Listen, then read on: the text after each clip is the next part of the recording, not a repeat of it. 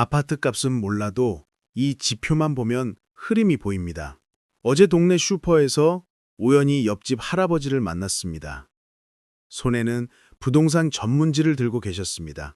한숨을 푹 쉬시며 말씀하셨습니다. 전문가들 말이 다 다르다고. 어떤 사람은 오른다고 하고 어떤 사람은 떨어진다고 한다고.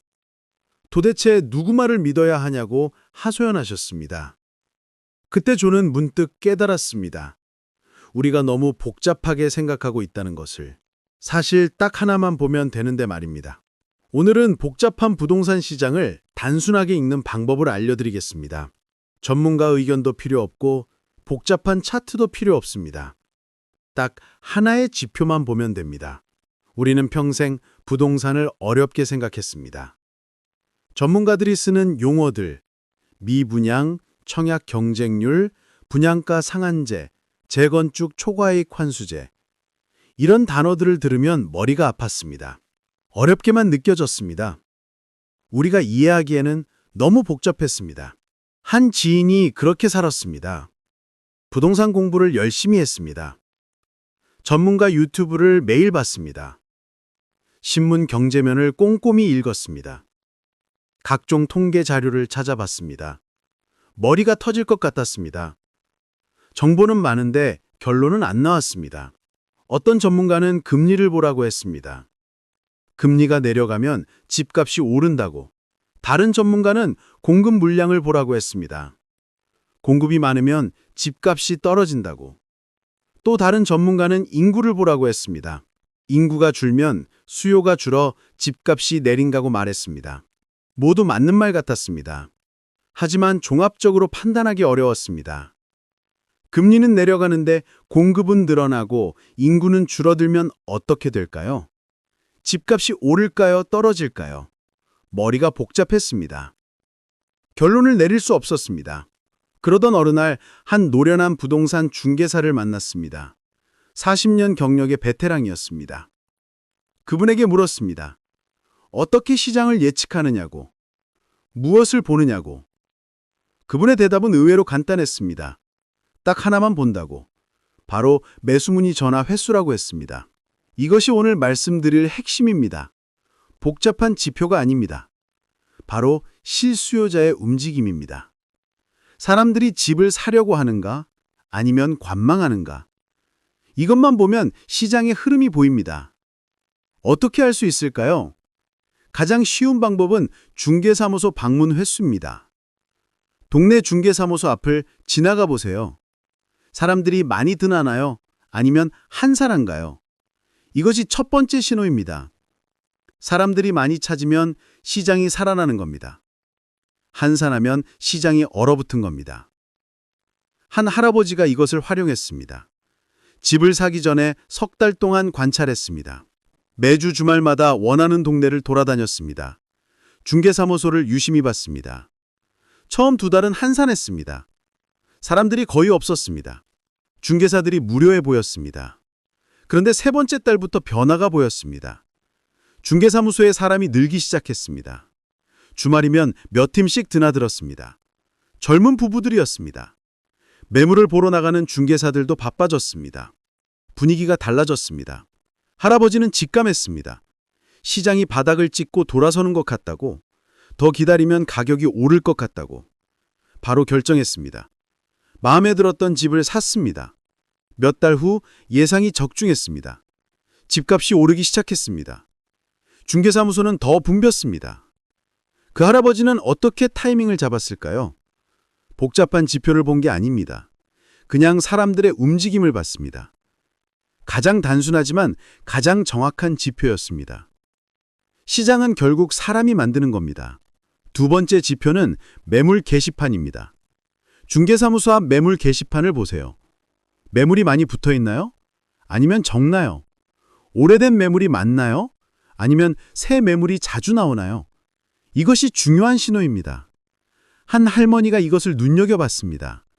매주 시장 보러 가는 길에 중개사무소를 지나쳤습니다. 매물 게시판을 확인했습니다. 작년 이맘때는 매물이 빼곡했습니다. 게시판이 종이로 가득했습니다. 팔려는 사람은 많은데 사려는 사람은 없는 것 같았습니다.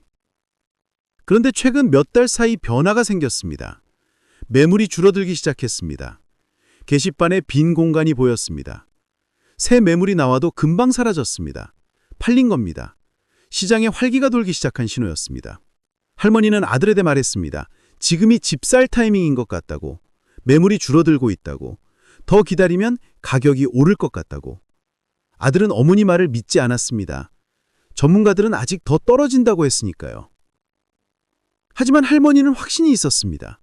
수십 년 동네를 살며 시장을 봐왔습니다. 매물이 줄어드는 것은 바닥 신호였습니다.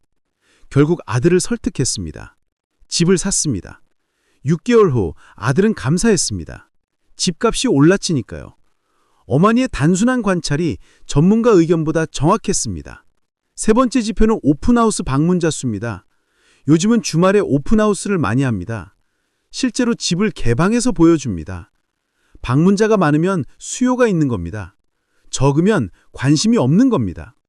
이것도 중요한 신호입니다. 한 중개사가 들려준 이야기입니다. 작년 이맘때는 오픈하우스를 해도 사람이 거의 없었습니다. 하루 종일 기다려도 한두 팀만 왔습니다. 그것도 그냥 구경만 하고 갔습니다. 진지한 매수 의사가 없었습니다. 시장이 얼어붙어 있었습니다. 올해는 완전히 달랐습니다. 오픈하우스를 하면 줄을 섭니다. 주말 하루에 10팀씩 옵니다. 진지하게 집을 봅니다. 질문도 많이 합니다. 며칠 후 다시 와서 재확인합니다. 그리고 계약합니다. 시장이 살아난 겁니다. 중개사는 말했습니다. 복잡한 통계 자료보다 이것이 정확하다고. 사람들이 실제로 움직이는가, 발품을 파는가, 이것이 진짜 시장 온도라고. 전문가들이 뭐라고 하든 현장이 답이라고 말했습니다. 여러분도 해보세요. 관심 있는 동네에 오픈하우스를 찾아가세요. 방문자가 많은가 적은가, 진지한 분위기인가, 그냥 구경 수준인가. 이것을 보면 시장의 온도를 느낄 수 있습니다. 몸으로 체감하는 것이 가장 정확합니다. 네 번째 지표는 급매물의 소화 속도입니다.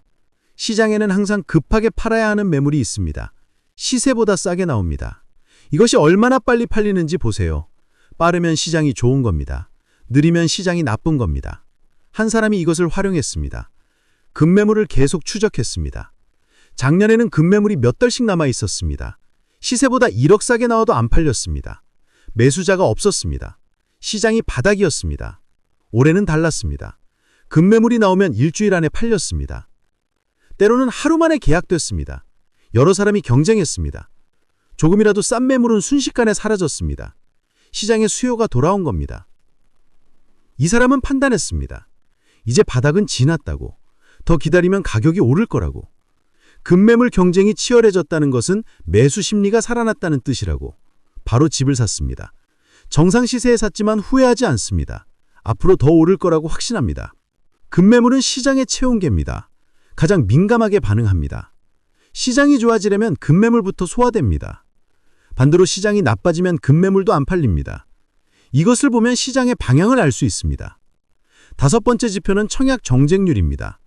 새 아파트 청약에 몇 대 1의 경쟁이 붙는지 보세요. 높으면 수요가 강한 겁니다. 낮으면 수요가 약한 겁니다. 이것도 시장 심리를 보여줍니다. 한 할아버지가 이것에 주목했습니다. 작년 청약들을 보니 대부분 미달이었습니다. 신청자가 모집 인원보다 적었습니다. 좋은 입지도 간신히 채웠습니다. 사람들이 집 사기를 꺼렸습니다. 시장 심리가 바닥이었습니다. 올해 들어 변했습니다. 청약 경쟁률이 높아지기 시작했습니다. 10대 1, 20대 1씩 경쟁이 붙었습니다. 사람들이 다시 집을 사려고 했습니다. 특히 젊은 층이 움직였습니다. 시장 심리가 회복되는 신호였습니다. 할아버지는 손자에게 말했습니다. 지금 청약 넣어보라고. 경쟁이 치열해지고 있다고. 당첨되면 좋은 기회라고. 손자는 반신반의했지만 신청했습니다. 다행히 당첨됐습니다. 몇 년 후 그 아파트는 프리미엄이 붙었습니다. 할아버지의 해안가뿐이었습니다. 청약 경쟁률은 미래 수요를 보여줍니다. 사람들이 미래에 대해 낙관적이면 청약에 몰립니다. 비관적이면 외면합니다. 현재가 아니라 미래를 예측하는 지표입니다. 여섯 번째 지표는 전세 수요입니다.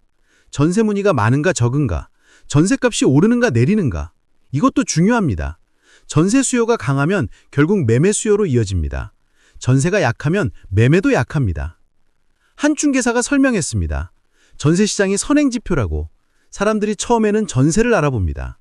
전세값이 너무 비싸지면 매매로 전환합니다. 전세가 살아나면 매매도 살아납니다. 순서가 있습니다. 실제로 작년 말부터 전세 문의가 늘어나기 시작했습니다. 전세값도 조금씩 올랐습니다. 괜찮은 물건은 금방 나갔습니다. 전세 시장이 먼저 회복됐습니다. 그리고 몇 달 후 매매 시장도 움직이기 시작했습니다. 패턴이 맞아떨어졌습니다. 중개사는 조언했습니다. 전세 시장을 주시하라고. 전세가 활발해지면 매매도 곧 따라온다고. 반대로 전세가 침체되면 매매도 어렵다고. 전세가 바로미터라고 말했습니다. 여러분도 전세 시장을 확인하세요. 원하는 동네에 전세 매물이 빨리 나가나요? 전세값이 오르고 있나요? 이것을 보면 몇 달 후 매매 시장을 예측할 수 있습니다.